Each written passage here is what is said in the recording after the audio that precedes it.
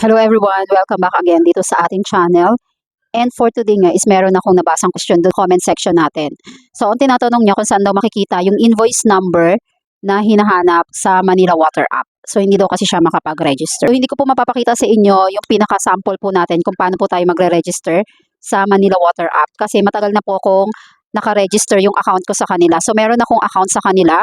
So hindi ko na maipakita kung paano ko siya na-register before. Kasi before, iba pa yung application nung kanilang system. So minsan yung concern ng ating mga viewers is hindi sila makapag-register sa Manila Water App. Kasi before, iba pa yung parang pinaka-system nila nung nag-register ako. Sobrang tagal na and taon na rin. So ngayon, syempre nagkakaroon sila ng update or nag-upgrade sila ng kanilang system. So may mga nababago po dyan. So since ako matagal na ako naka-register, automatic po yun na once na nag-update sila is automatic ma-update din sa aking application. So ito po yung tinatanong niya sa akin. So kung paano daw makikita yung invoice number na tinutukoy sa Manila Water App. So kung meron kayong previous bill, ipapakita ko sa inyo.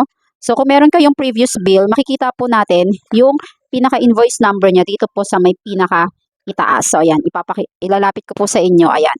So makikita nyo, ito po yung invoice number na hinihingi ni Manila Water App.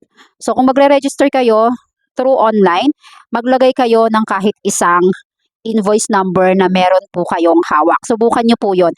Kasi kung ang ilalagay nyo po yung pinaka-present, wala po tayo maipoprovide. Kasi nga po, hindi pa po tayo register sa kanilang Manila Water App. So mas maganda po kung meron kayong lumang bill tulad nito at hiningian kayo ng invoice number, ilagay nyo to para itry ninyo kung makaka-register kayo. Kasi syempre guys, every year or from time to time is nagkakaroon ng update yung ating mga application.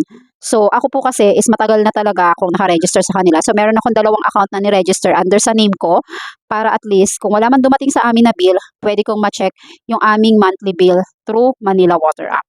So isubukan nyo lang po yung ganon kung ano po yung hinihingi doon. And syempre kung gusto nyo talagang i-register yan, dapat complete po yung information na maibibigay ninyo. Kasi pag kulang po ng isang information, hindi po kayo makakapag-register through Manila Water App. So yun lang po, sana makatulong ang video na ito.